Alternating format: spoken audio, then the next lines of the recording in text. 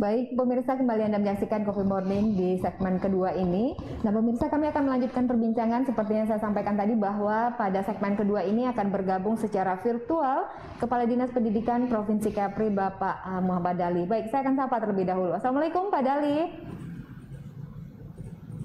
Halo, Assalamualaikum Pak Dali. Bapak bisa mendengar suara kami, Pak? Waalaikumsalam warahmatullahi wabarakatuh. Bisa, saya mendengarkan suara. Baik, Pak. Dewi. Iya, Pak. Terima kasih sudah bergabung bersama kami di sini, Pak. Pak, saat ini kan sedang berlangsung untuk PPDB online untuk tingkat SMP begitu, Pak. Nah, untuk tingkat SMA, SMK dan sendiri, Pak, kabarnya kan dilaksanakan pada tanggal 28 tadi ya, Pak ya. Tanggal 28 Juni ini, Pak. Nah, kami ingin tanya, Pak, seperti apa sih, Pak, persiapan untuk provinsi untuk PPDB online ini, Pak? Baik, terima kasih. Assalamualaikum warahmatullahi wabarakatuh. Waalaikumsalam warahmatullahi wabarakatuh. Salam hormat dan salam sehat untuk kita semua. Pak Dr. Andes Haji Samsul Bahri, Korwas Dinas Pendidikan Provinsi Kepulauan Riau yang hadir bersama TV Tanjung Pinang. Siapa?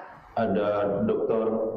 Mulia Wiwin, sahabat kami. Saya jumpa malah baru sekarang di virtual. Karena belum pernah jumpa sejak ini Kepala Dinas Pendidikan Kota Tanjung Pinang. Iya. Ya, bilang Bu, sehat-sehat. Dan seluruh pemirsa ya, iya, Pak, seluruh pemirsa TV Tanjung Pinang, tentu terima kasih kepada Dewi yang sudah mengajak kita bersama-sama untuk menyampaikan kepada masyarakat tentang PPDB online ini. Nah, kalau ditanyakan tentang kesiapan, sesuai dengan judul yang disiapkan oleh TV Tanjung Pinang, 3 tahun PPDB online. Iya, Pak. Saya mungkin tambah 1 tahun lagi karena PPDB online ini dimulai 2018 hari tahun keempat. PPDB online secara umum mengalami peningkatan dalam pelayanan aplikasi online itu sendiri. Nah, PPDB online ini kan bercirikan pelayanan melalui jaringan internet. Nah, oleh sebab itu secara umum kebijakan PPDB ini saya yakin dan percaya Pak Dr. Samsul Bahri yang sudah hadir di studio TV Tanjung Pinang itu sama materinya yang apa akan saya sampaikan. Oleh sebab itu tentu secara langsung Pak Dr. Samsul Bahri adalah representatifnya Dinas Pendidikan di studio TV Tanjung Pinang. Secara lebih detail dapat membantu kami untuk menyampaikan itu. Namun ketika pertanyaannya persiapan, insya Allah yang pertama persiapan dari sisi kebijakan. Kita mengacu kepada mengacu kepada Permendikbud nomor 1 tahun 2021. Saya sebenarnya sudah siapkan slide, tapi Pak Samsul mungkin bisa bantu nanti saja. Atau materi Pak Samsul sudah selesai ya? Sudah Pak Samsul ya? Baik, Insya Allah udah Pak Dokter. Baik. Iya. Ya. Kemudian turunan dari Permendikbud ini adalah Peraturan Gubernur nomor 20 tahun 2021. Berikut juknis yang disiapkan oleh Dinas Pendidikan. Nah, itu arah kebijakan PPDB online 2021. Kemudian perangkat internet untuk PPDB ini diutamakan untuk zona-zona yang menerapkan full PPDB online. Kenapa PPDB online ini dipandang perlu full? Memang untuk mengatasi persoalan bukan hanya persoalan COVID-19 yang mengedepankan pembelajaran berbasis IT, akan tetapi PPDB online ini diharapkan kedepannya akan masuk ke seluruh pelosok di negeri ini, Provinsi Kepulauan Riau, walau mungkin masih kurangnya peserta didik yang ada di satu titik. Akan tetapi untuk teknisnya ini diserahkan ke masing-masing satuan pendidikan sebagai akumulasinya. Aplikasinya dikelola oleh pemerintah melalui Dinas Pendidikan. Nah, ini kesiapan untuk kebijakan dan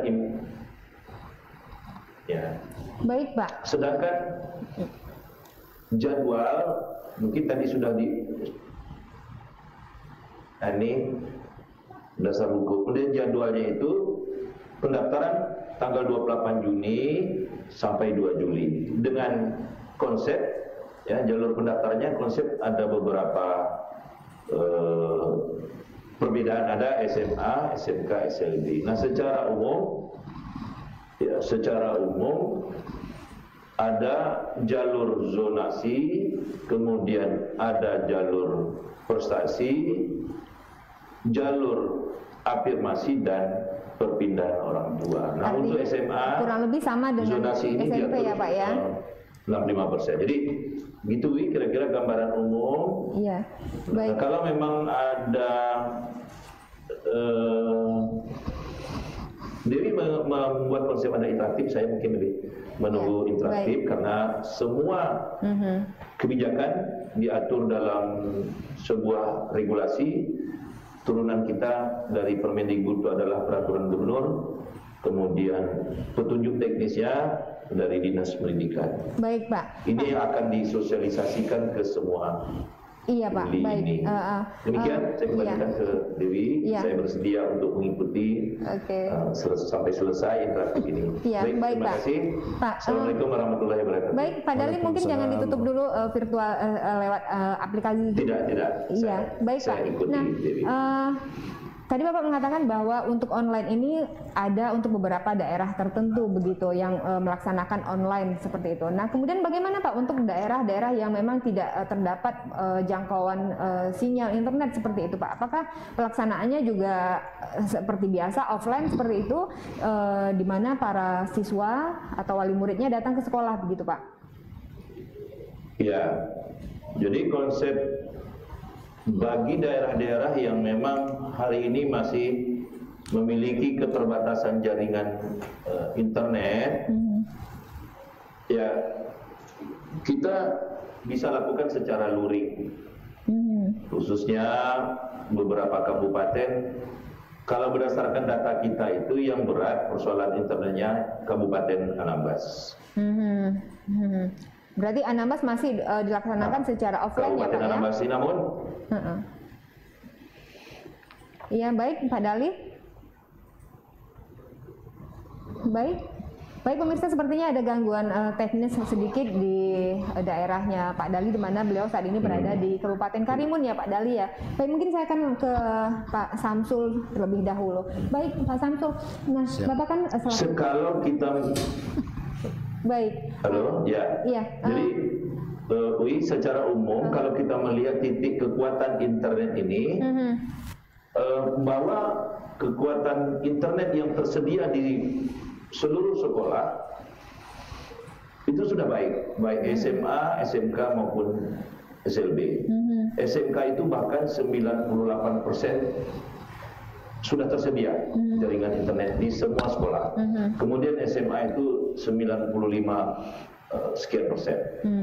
SLB begitu juga. Nah, oleh sebab itu ketika para calon peserta didik tamatan SMP mau masuk ke SMA berada di rumahnya yang tidak memiliki jaringan internet untuk mendaftar online, kan boleh dia datang ke sekolah atau ke warnet atau di titik-titik yang memiliki jaringan.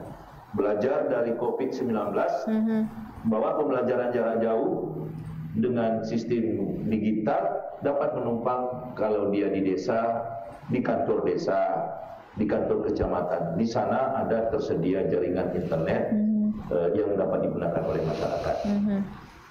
Mungkin itu, Wi. Iya, baik Mbak Dali. Artinya masyarakat yang ada di daerah yang mungkin kurang jangkauan internetnya bisa datang ke warnet atau ke sekolah sendiri untuk melakukan pendaftaran.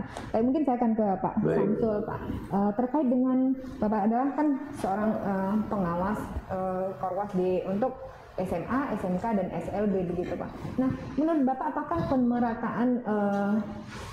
pemerataan siswa di setiap sekolah ini sudah merata belum, Pak? Memang salah satu di antara sasaran daripada zonasi ini memang tidak ada yang lain kecuali untuk melakukan pemerataan dari segi penerimaan siswa baru sesuai dengan kapasitas dan fakta yang terjadi di lapangan. Jadi memang mengenai pemerataan itu sampai hari ini mulai dari 3 tahun terdahulu zona dilaksanakan masih belum dapat terrealisasi dengan secara baik. Jadi karena kan itu tadi seperti yang disampaikan oleh Bu Dr. Vibin, masih ada paradigma berpikir orang tua yang selalu di benaknya itu berpikiran untuk mencari sekolah-sekolah favorit, walaupun sekolah favorit itu sudah beberapa tahun yang lalu sudah kita berupaya untuk kita hilangkan di pikiran masyarakat orang tua terutama. Nah, karena masih ada keinginan-keinginan untuk mendapatkan sekolah-sekolah favorit, walaupun kita tidak memberikan label-label itu kepada setiap sekolah SMA, SMK, namun dia tetap akan selalu mencari dan tetap mencari walaupun itu sudah tidak ada lagi. Nah, ini menjadi salah satu penyebab mengapa akhirnya masih menumpuk di beberapa tempat. Saya contohkan kalau untuk di Kota Tanjung Pinang. Tapi kalau dari secara anak-anak yang lulus di SMP dengan jumlah tahun ini 33.131, sementara daya tampung yang ada di SMA, SMK, SLB Provinsi Kepri itu 38.084 itu dalam arti kata tidak ada masalah dengan masalah ruang belajar. Tapi lagi-lagi itu tadi karena pemerataannya masih belum dapat terrealisasi dengan sebenarnya dikarenakan faktor-faktor yang seperti saya sampaikan, belum lagi nanti ada faktor-faktor tertentu yang memang kita tidak perlulah kita sampaikan di sini, yang pada akhirnya memang dia masih terjadi penumpukan. Kalau khusus di Kota Tanjung Pinang, SMA 1 dengan SMA 3 secara wilayah itu hampir berdampingan, berdekatan ya, sehingga udah berapa tahun SMA 3 itu yang seharusnya dia memerlukan sampai 4-6 kelas, maka hampir setiap tahun itu hanya mencapai 2 kelas, sehingga bermasalah bukan hanya kepada jumlah siswa tapi gurunya juga harus dipindahkan karena nanti bermasalah dengan sertifikasi.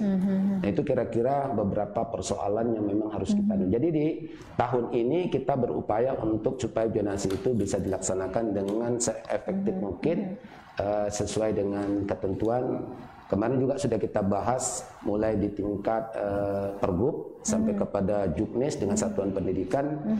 Sebelumnya juga diawali dengan pertemuan dengan Ombudsman bahwa tidak ada penambahan rombel untuk tahun ini, zonasi tahun ini. Mudah-mudahan tidak ada penambahan rombel ini tidak hanya di pihak kami, tapi kita juga berharap kepada seluruh warga yang ada di Kepri untuk sama-sama mendukung agar persoalan ini akan lebih mudah untuk kita bisa atasi. Kira-kira itu, Bu.